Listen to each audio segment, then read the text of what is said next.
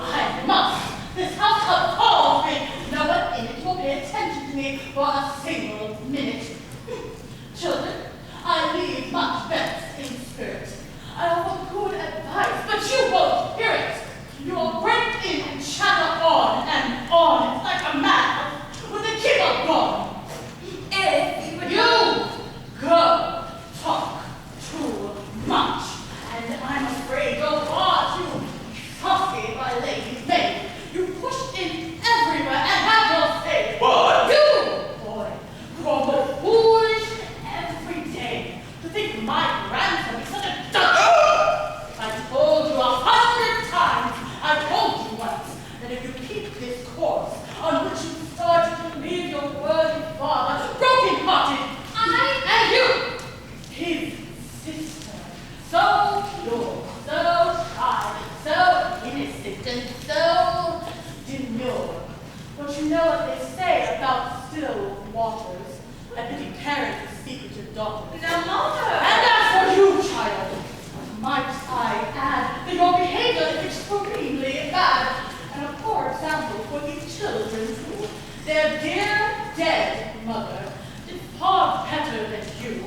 But you're much too free with money, and I'm dread to see you so elaborately dressed. One husband and one aim, you please.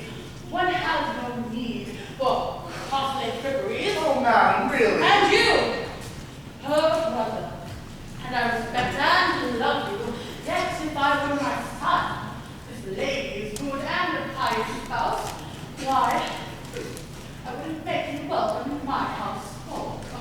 You're full of worldly counsels, which I fear are unsuitable for decent folk to hear. I've spoken lightly, sir, but it behooves us not to use words, and righteous words behooves us. Your man, Tartuffe, is full of holy speeches. And this is precisely what he preaches. He is a fine man and should be listened to. I will not have him mocked by fools like you. Oh, good God! Do you really expect us to submit to the tyrannies of that carpet hypocrite? Are we to forego all joys and satisfactions because that bigot censures all our actions? To hear him talk, and he talks all the time. There's nothing one can do that isn't a crime. He rails at everything, your dear Tartuffe. Everything he reproves deserves reproof.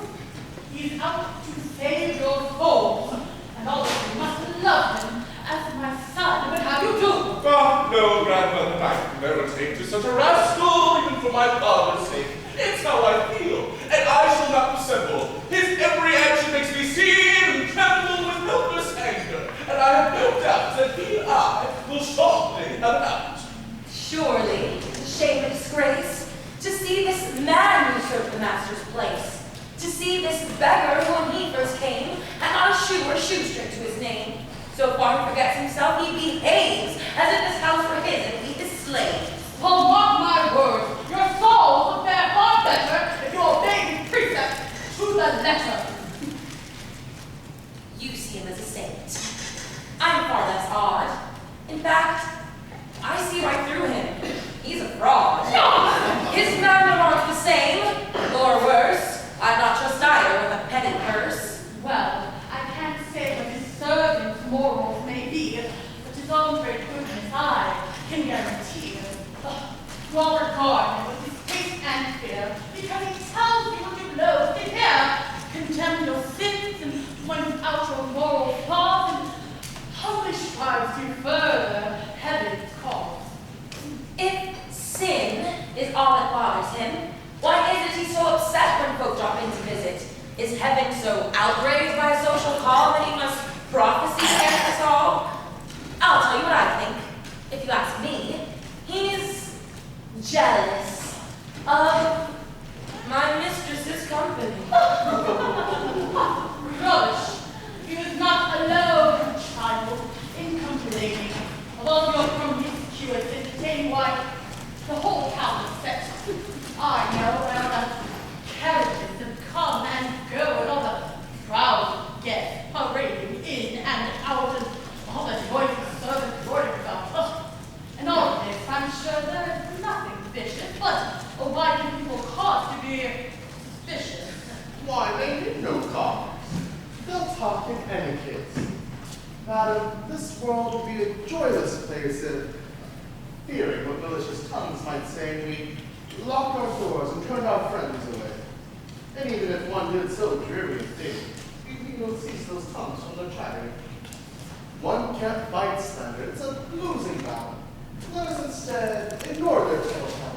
Let's strive to live by our conscience's clear decrees and let the gossips gossip as they please. If there is talk against us, I know the source. It's Daphne and her little husband, of course.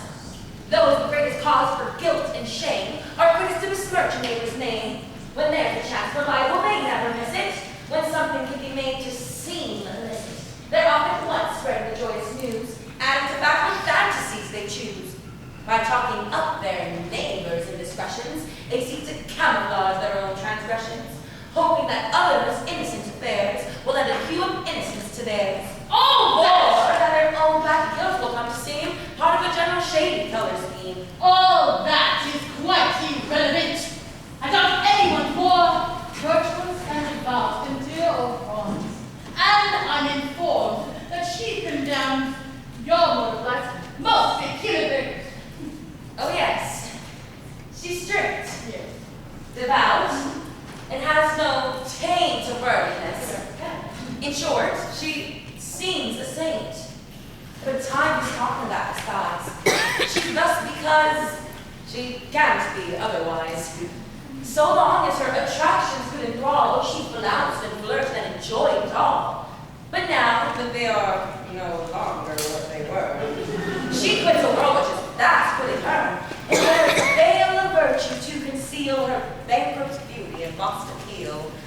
That's what becomes of old coquettes today. Distressed when all their lovers fall away. They see no recourse but to play it through, and so prefer style of solitude. Thereafter, they're severe with everyone, condemning all our actions, pardoning none. Claiming to be pure, austere, and zealous, when if the truth were known, they're merely jealous. And cannot bear to see another know the pleasures time has forced them to forego. That's sort of talk which you like to hear. Therefore, you have lost it still, my dear, while Madame rattles on the live long days. Nevertheless, I need to have my say. I tell you what blessed you have, Tartuffe, as my son's guest, beneath this roof, that heaven has sent him to forestall its wrath by leading you once more to the true path. Let all you reprehend his treachery intervals, that you should heed him and be sensible. All these visits and parties and balls in which you revel are nothing but the inventions of the devil.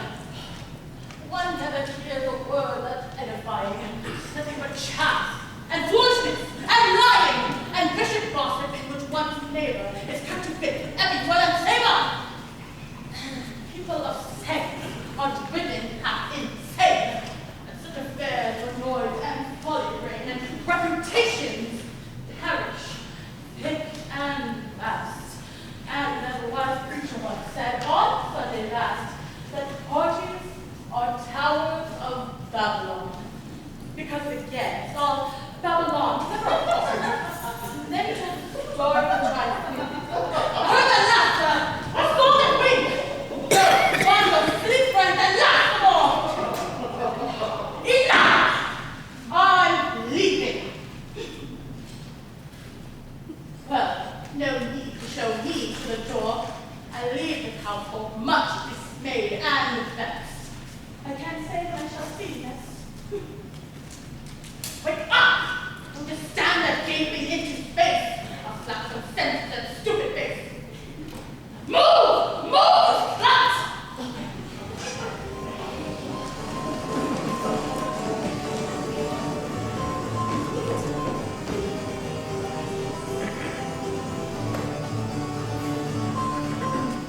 I think I'll stay behind. I want no further pieces of her money.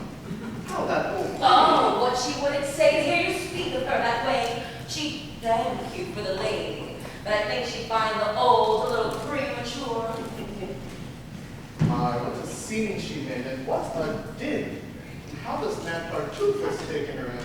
Yes, but her son is even worse deceived. His folly must be seen to be believed. In late trouble, he played an able part and served his king with a wise and noble heart. But now he's quite lost his senses since he fell in the Tartuffe's infatuating spell. Kyrie eleison, Kyrie eleison, Kyrie eleison.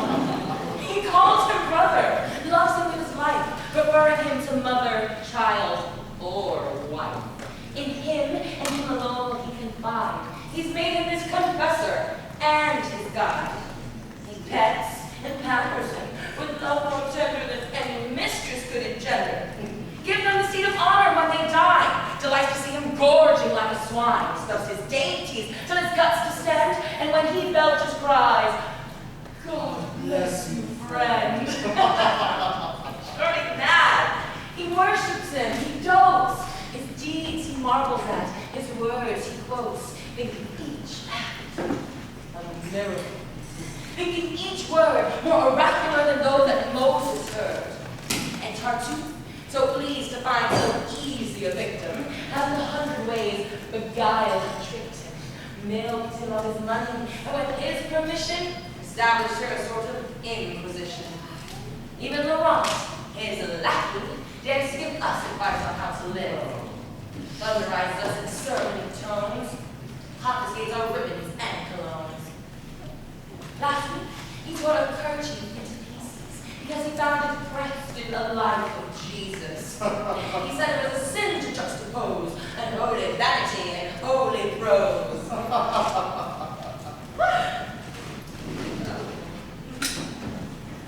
You did well not to follow. She stood at the door and said verbatim all she said before. I saw my husband coming. I think I'd best go upstairs. Take him his way. I'll wait and greet him here. Then I must go. I've really only time to say hello. Uncle, stop my father about my sister's wedding, please. I fear that Tartuffe's against it, and he's convinced father to withdraw his blessing. And I find that most distressing, because if my sister and Valere cannot marry, then my own hopes to marry his sister will miscarry. And I determined to... He's coming!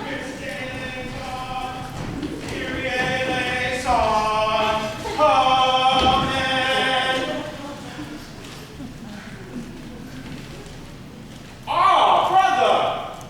Good day! Well, welcome back. I'm sorry I can't stay. How's the country? Blooming, I trust, and green. Brother, just a moment. Doreen, to put my mind at rest, I always learn the household moves alone without concern. Has all been well these 2 days I've been gone? How's the family? What's been going on? Your wife, 2 days ago, had a bad fever and a fierce headache which refused to leave her. And Tartuffe? Why, he's round and red, bursting with health and excellently fed. Poor fellow. That night, the mistress not had a single bite at the dinner table. Her headache pains, she said, were simply hellish. And Tartuffe? He ate his meal with relish and zealously devoured in her presence a leg of mutton and a brace of pheasants. Poor fellow. That night, the pains continued strong, and she tossed and tossed the whole night long. Now ice cold, now burning like a flame. He sat beside her bed till morning came. And Tartuffe?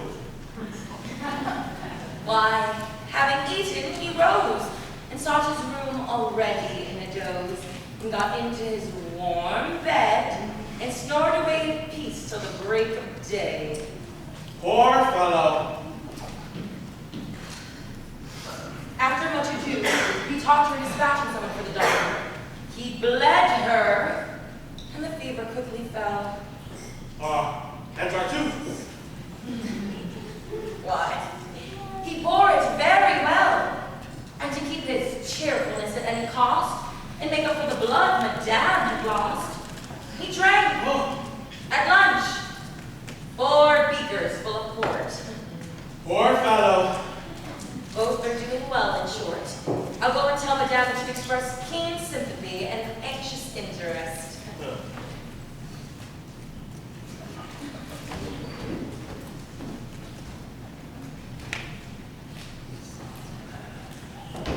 That girl is laughing in your face.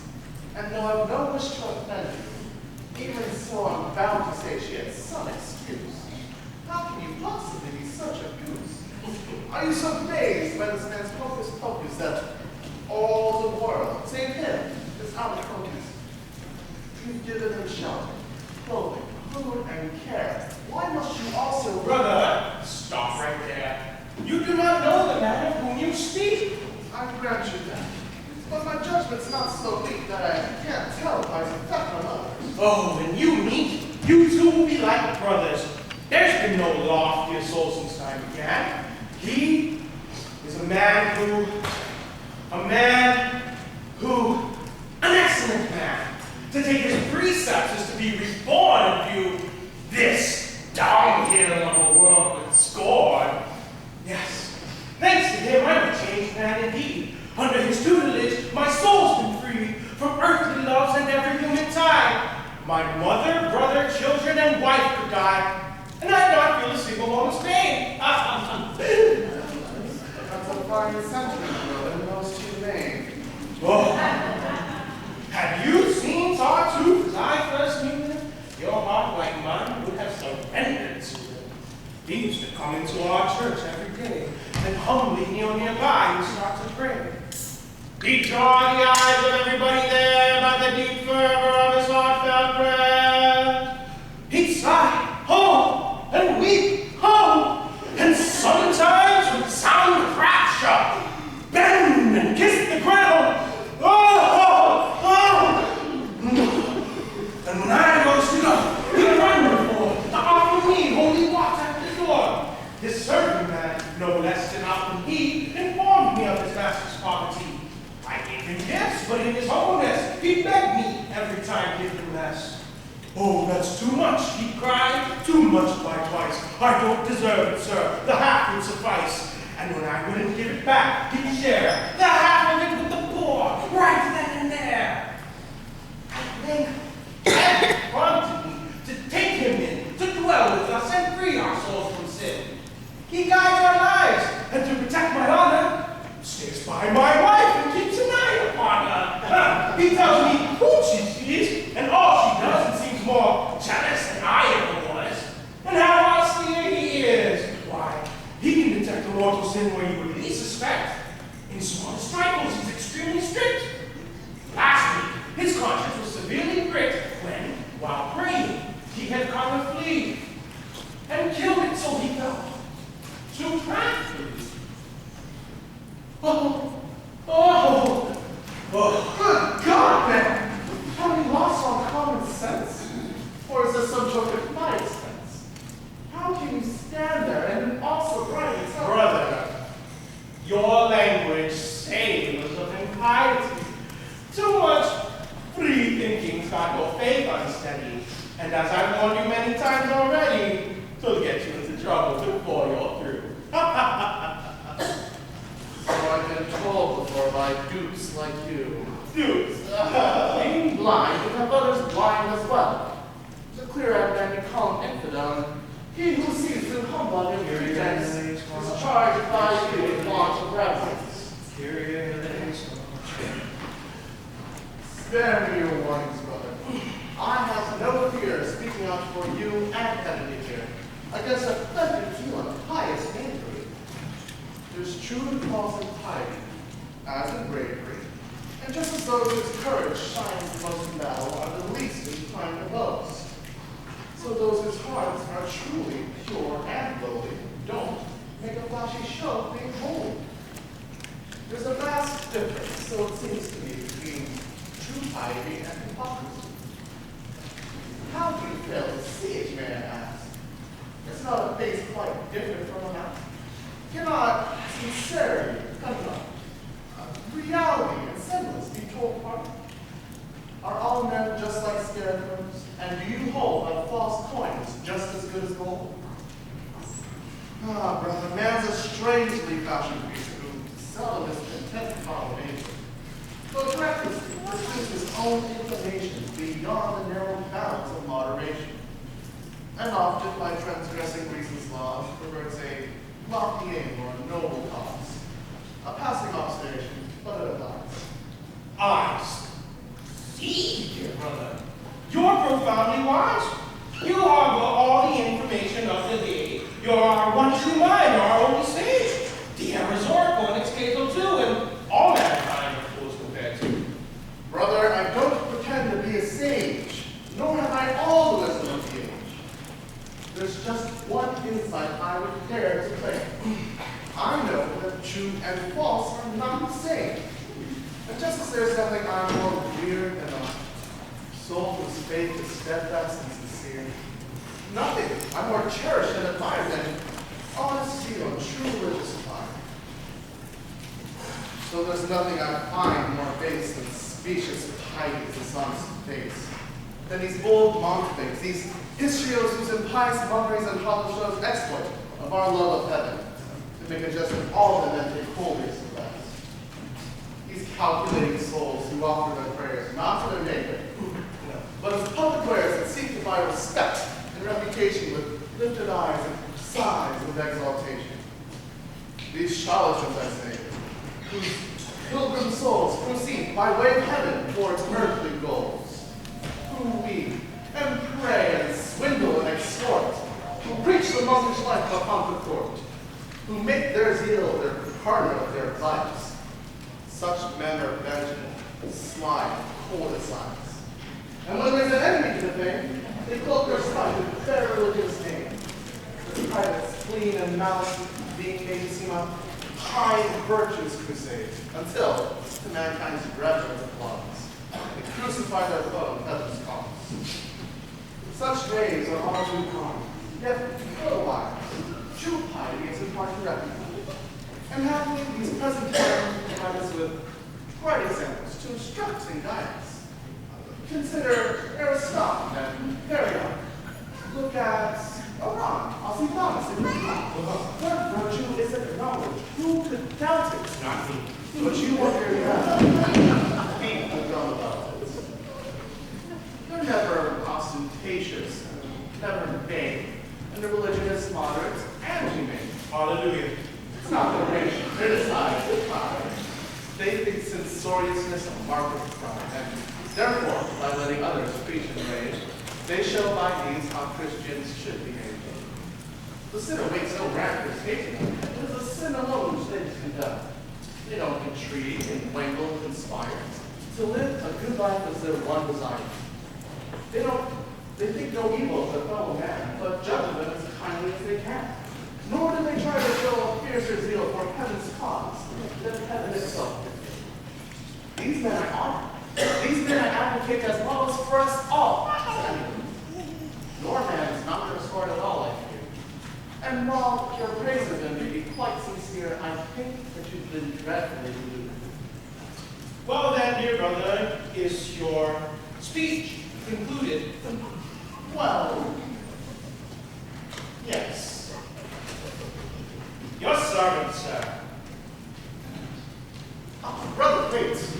There's one more matter. You agreed to late that young Valère might have your daughter's hand. I did. And set the date like your stand. Quite so. You've now postponed it, is that true?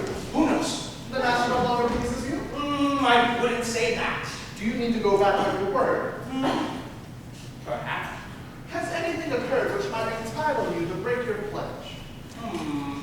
It's been a pleasure. Why must you have hog edge? The boy asked me to sound you in this affair. Later, brother. Well, what shall I tell Valère? What have you like? What have you decided? What are your plans? I plan, sir, to be guided by heaven's will. Come, brother, don't talk rot. You've given Valère your word. Will you keep it or not? Yay.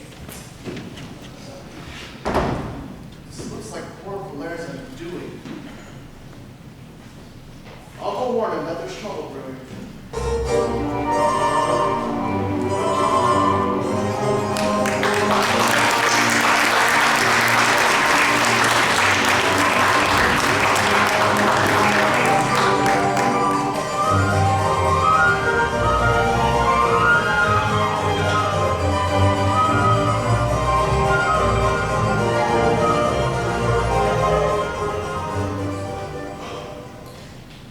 Kyrie eleison, Christe eleison, Kyrie eleison,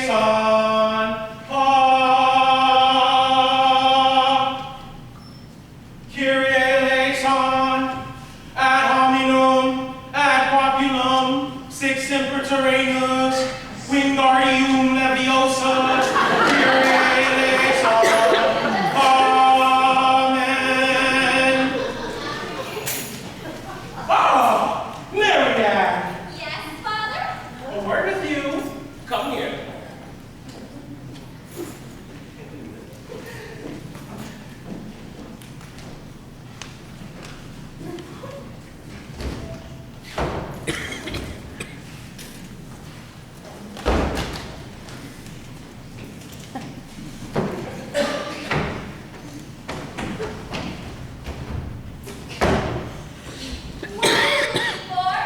Eavesdroppers, I'm making sure we shan't be overheard. Someone in there can hear our every word. But good, we're safe.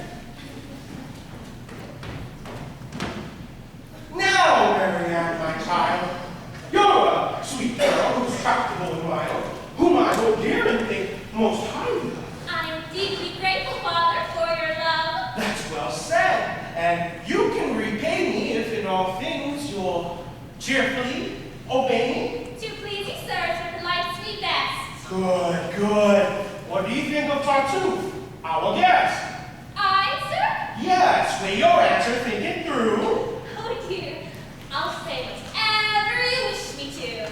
That's wisely said.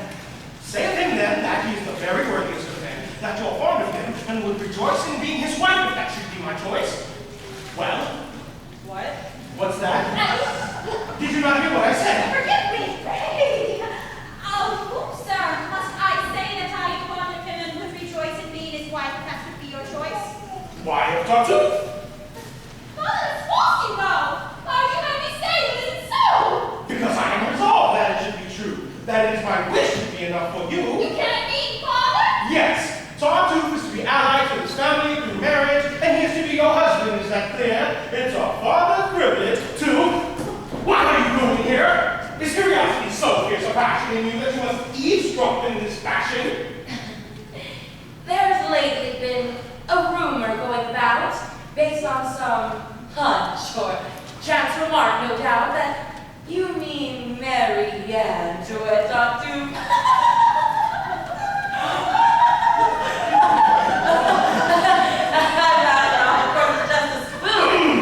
You find it so incredible. Oh, yes, I do. I won't believe that story even from you. I've never been more serious in my life. Josh, I mean, you're supposed to be his wife. Don't believe your father. It's all just a fix. See here, young woman. Come, sir, no more jokes. You can't fool us. How dare you talk that way? All right, then. We believe you. Sad to say. But how a man like you, who looks so wise and wears a wig of such splendid size, can be so foolish as to... Silence! Please! My girl, you take too many liberties. I am master here, as you must not forget.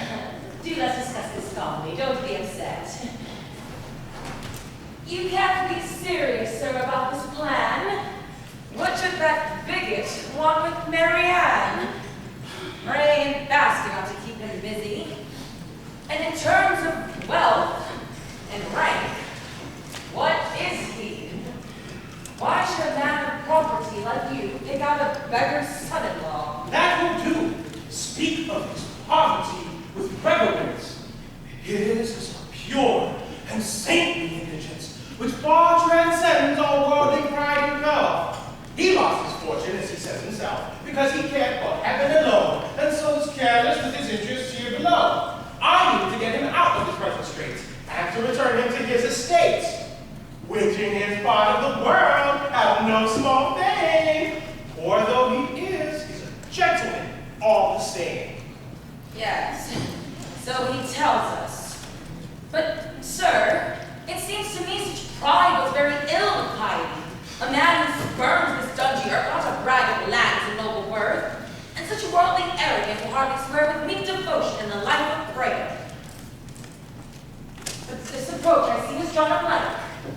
let's speak then of his person, not his rank.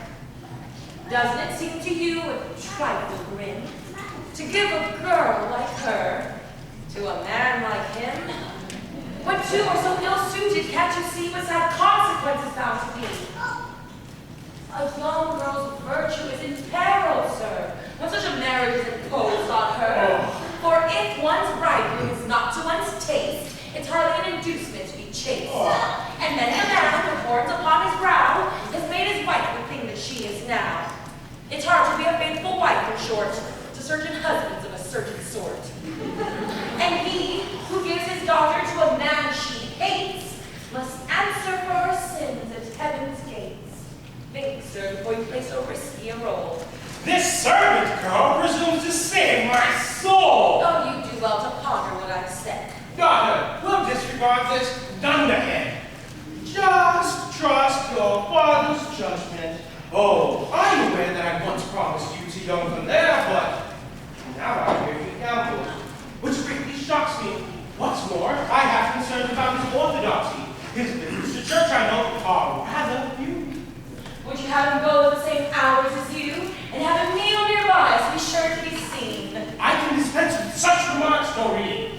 Tartuffe, however, is sure of heaven's blessing, and that's the only treasure worth possessing. This match will bring you joy beyond all measure. Your cup will overflow with every pleasure. You two will interchange your loves like two sweet cherubs or two turtle doves. Coo, coo, no harsh words shall be heard, no frown be seen, and he shall make you happy as a queen. Oh, she'll make him a couple, just wait and see. What language! He's a man of destiny, he's made for horns, and what the stars demand, her daughter's virtue surely can't withstand. That's enough! Why can't you learn that certain things are none of your concern? It's for your sake that I interfere. Oh, most kindly of you. Now hold your tongue, do you hear?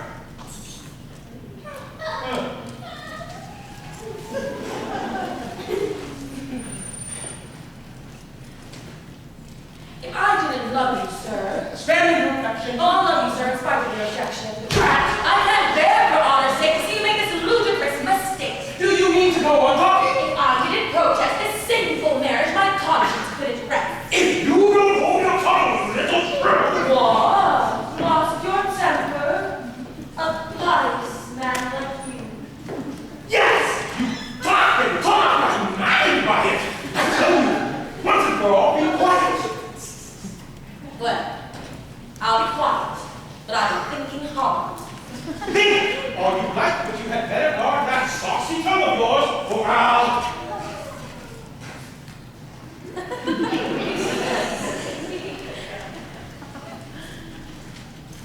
Daughter, I have weighed the matter fully. Drives me wild that I can't speak. Tartuffe is no young dandy, but still his person is As sweet as candy. such that even if you should care for his other merits, Oh, if I were she, no man would marry me against my inclination and go scot-free. Oh, he'd learn before the wedding day was over how readily a wife can find a lover. it seems you treat my orders as a joke. Why? What's the matter? It was not to you I spoke. What were you doing? Talking to myself, that's all. Oh! One more bit of impudence and call, and I shall be heard. A good slap on the face.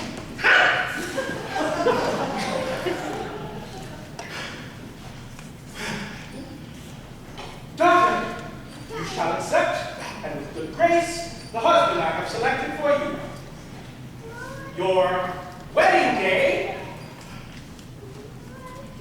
Why don't you talk to yourself? I have nothing to say. Come, just one word. No, thank you, sir, I pass. Come! Speak! I'm waiting. I must be such an ass.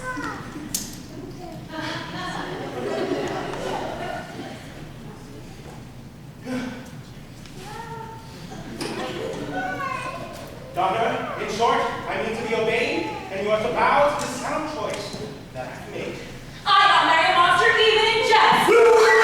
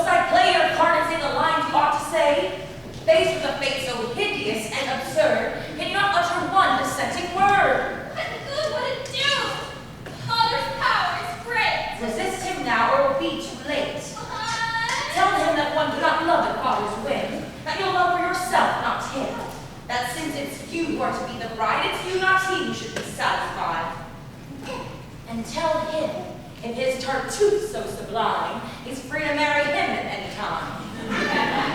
Without so long to father's strict control, I couldn't oppose him now to save my soul. Come, come, Marianne.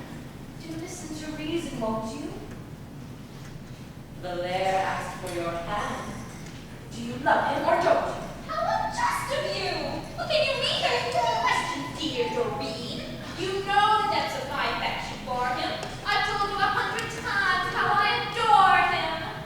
No, I don't believe everything I hear. Who knows if your professions were sincere? They were sincere, Doreen, and you do be wrong to doubt it. Heaven knows I've been all too frank about it.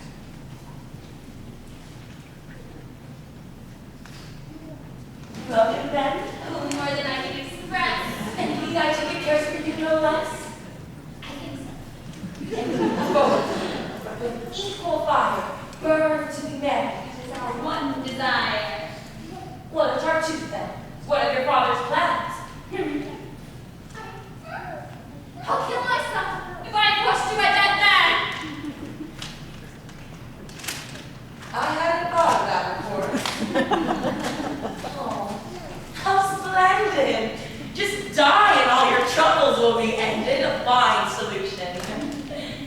Oh, it's madness me to hear you talking that self-pitying key. Doreen, how harsh you are. It's most unfair. You have no sympathy for my despair. I've none at all for people who talk drivel when faced with difficulties, a whine and snivel. No doubt I'm timid, but you would be wrong. True love requires a heart that's firm and strong. I'm strong in my affection for Valere, but coping with my father is his affair. But if your father's brain has grown so cracked over his dear Tartuffe that he can retract his blessing, and though your wedding day is named, it's surely not Valere who's to be blamed. If I defied my father, as you suggest, would it not seem amazingly at best? Shall I defend my love at the expense of brazen disobedience? Shall I parade my heart's desires and flaunt my No, I ask nothing of you. Clearly you want to be Madame Tartuffe, and I will vow not to oppose a wish so very sound. What right have I to criticize the match? Indeed, my dear, he's a brilliant catch. Monsieur Tartuffe. Now there's a man of weight. Yes, yes, indeed, Monsieur Tartuffe, I am bound to state, is quite a person that's not to be denied. 'Twill be no little thing to be his bride. The world already rings with his renown. He's a great noble in his native town. His ears are red, his face pink with complexion. All in all, will suit you to perfection. dear God! Oh, how triumphant you'll feel at having caught a husband so ideal. Oh, do stop torturing me and use your cleverness to get me out of this appalling mess. Advise me. I'll do whatever you say. Oh, no. A dutiful daughter must obey her father, even if he weds her to an age. You've a bright future, why struggle to escape? Tartuffe will bring you back to where he lives, to a town swarm with relatives, uncles and cousins who you'll be charmed to meet.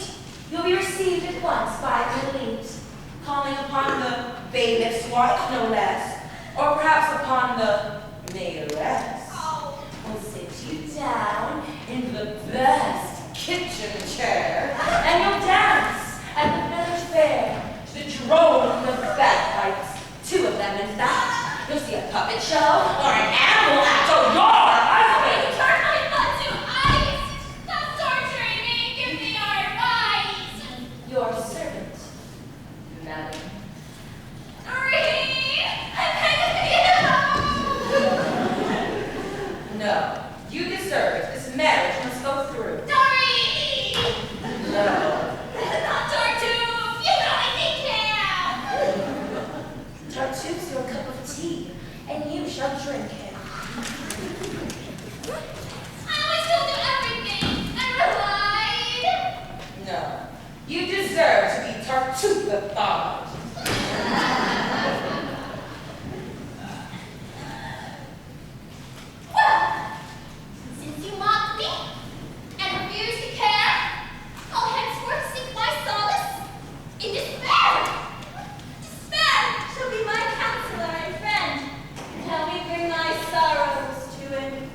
End.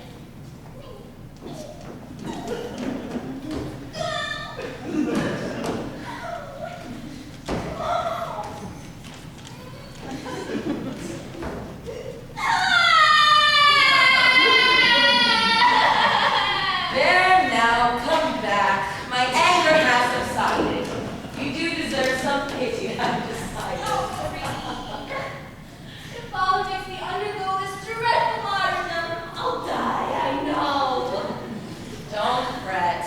It won't be too difficult to discover some bad action. Look here's my letter. Your lover.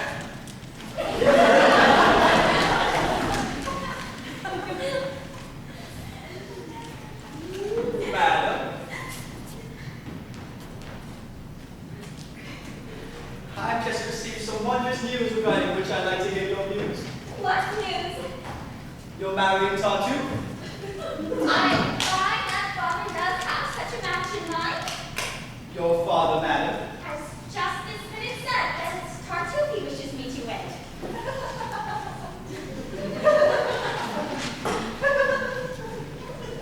Can you be serious? Indeed he can. He's clearly has his heart set upon the plan. And what position do you propose to take, madam? Why? I don't know. For heaven's sake, you don't know? No. Well, Advise me. Do? marry the man, that's my advice to you. That's your advice. Yes. True. Oh, absolutely. You couldn't have chosen more wisely, more shrewdly. Thank you, Miss Counsel. I'll follow, of course. Do. I'm sure it will cost you no remorse. To give it will cause your heart to break. Oh, I give it, madam. Only for your sake. And it's for your sake I take it, sir. Let's see which fool will prove the snuggler. So, I am nothing to you, and will slight deception when you... Please enough of that. You've told me plainly that I should agree to wed the man my father's chosen for me.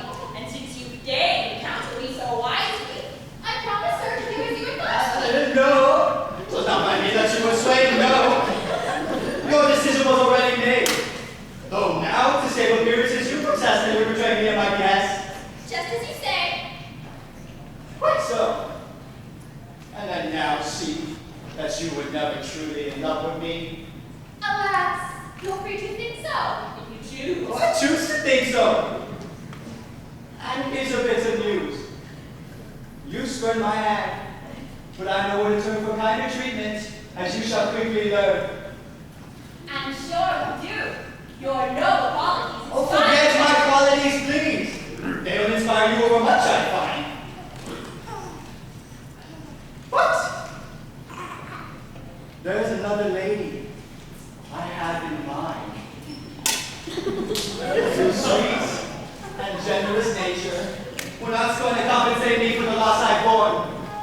Time no great loss, and I'm sure you'll transfer your heart quite painlessly from me to her. I'll do my best to take it in my stride. Fame, and being cast aside in time and forgetfulness may put an end to. Or, if I can't forget, I shall pretend to. No self-respecting person is to go on loving once he's been rejected. Now that's a fine, high-minded sentiment. To what you say, man, with a sense. Would you prefer if I pine away in hopeless passion till my dying day? Am I to yield you to a rival's arms and not console myself with other charms? Go then, console yourself, don't hesitate. I wish you to, indeed, cannot wait. You wish me to? Yes, That's the final straw, madam. Farewell. Your wish shall be my law. splendid, This brings from the birds of your making, it's you who've driven me to the step I'm taking. of course. Remember, too, that I'm really following your example. I see that clearly. I will go and do your bidding then. Good, You shall never see my face again. excellent. Yes? Was that what did you say? Well, you're dreaming. Ah. Well. I'm on my way. Farewell, madam. Farewell.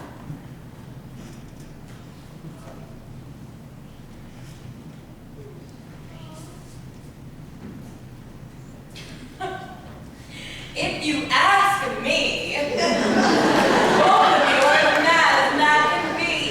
Oh, do stop this nonsense now. Don't let you swallow to see what far it will get you. Oh, there, Miss Young Lamb.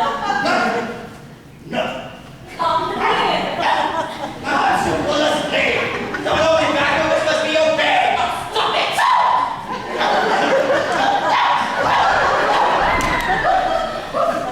It's too late now, my decision's made. Oh, He thinks the sight of me that's play. I'll go into the river boo. And now you try to escape. No. Say will keep me out. Let's go. But you cannot bear my presence, I perceive. To spare her further torment, I shall leave. Again, you'll not escape, sir. Don't you try it.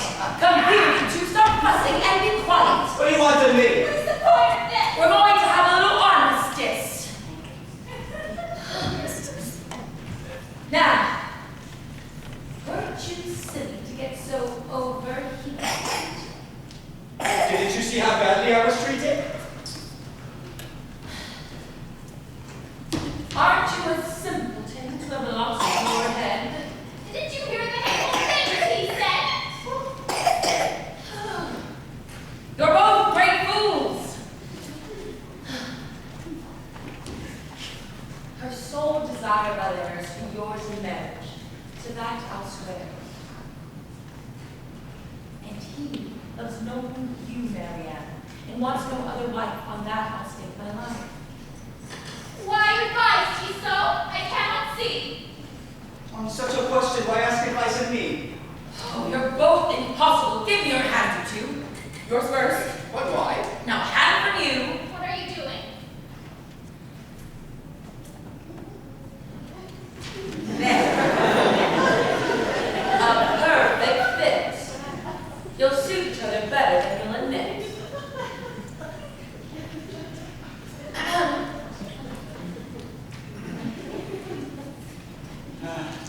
Come. Don't be so haughty. Give a man a look of kindness, won't you, Marianne?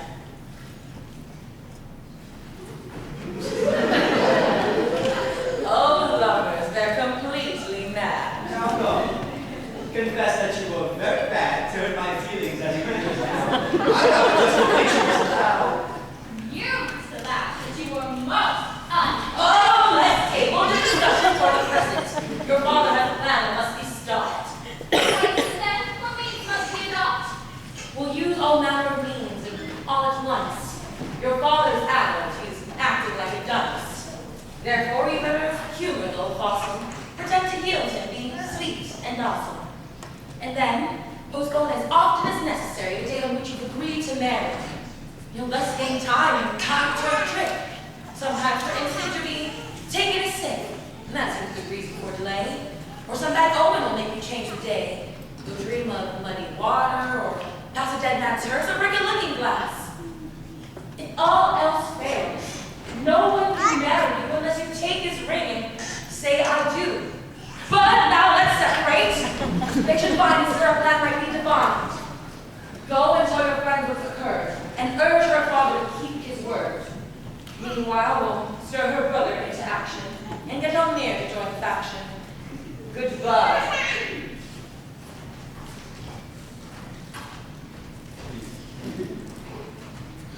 Though each and every one of us would do his best, it's your true heart whose rival shall rest.